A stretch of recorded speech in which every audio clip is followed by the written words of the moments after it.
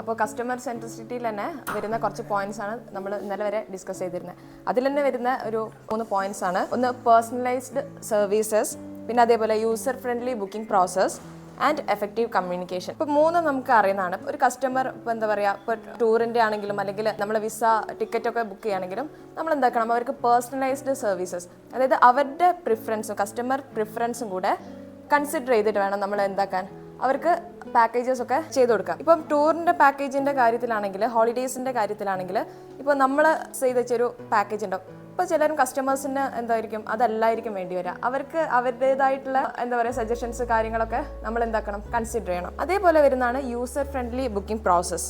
അതിൽ വരുന്നതെന്ന് പറയുമ്പം ഇപ്പം നമ്മൾ എന്ത് കാര്യത്തിലാണെങ്കിലും ഇപ്പോൾ കസ്റ്റമേഴ്സിനോട് കമ്മ്യൂണിക്കേറ്റ് ചെയ്യുമ്പം അറ്റ് എ ടൈം മാക്സിമം എന്താക്കുക, പോയിന്റ്സ് കളക്ട് ചെയ്യുക. ഇപ്പോൾ കോൾ ചെയ്യുന്ന ടൈമിലാണെങ്കിലോ മെസ്സേജ് ചെയ്യുന്ന ടൈമിലാണെങ്കിലോ അവരെ ഒരുപാട് എന്താ പറയുക, നമ്മളൊരു കാര്യത്തിന് വേണ്ടി ഒരുപാട് അവരെ ഡിസ്റ്റർബ് ചെയ്യാതിരിക്കുക. ഇപ്പോൾ ഇതെന്തായിരുന്നു അതെന്തായിരുന്നു എന്ന് ചോദിച്ചിട്ട് കുറേ മെയിൽസോ അല്ലെങ്കിൽ കോൾസോ ചെയ്യാതിരിക്കുക. ഇപ്പോൾ ഡാറ്റാസ് കളക്ട് ചെയ്യുമ്പം അറ്റ് എ ടൈം എന്താക്കണം, ഡാറ്റാസ് കളക്ട് ചെയ്യാൻ ശ്രമിക്കണം. അതേപോലെ മൂന്നാമത് വരുന്നതാണ് എഫക്റ്റീവ് കമ്മ്യൂണിക്കേഷൻ. അപ്പോൾ ഏതൊരു പ്രോസസ്സിൽ ഇപ്പം ടിക്കറ്റിങ്ങിൻ്റെ, ഹോളിഡേയ്സ് അല്ലെങ്കിൽ വേറെ ഏതൊരു വർക്കിലും ഇപ്പോൾ കമ്മ്യൂണിക്കേഷൻ ക്ലിയർ ആയാലേ ഉള്ളൂ അവിടുത്തെ കാര്യങ്ങളൊക്കെ സ്മൂത്തായിട്ട് നടക്കുള്ളൂ.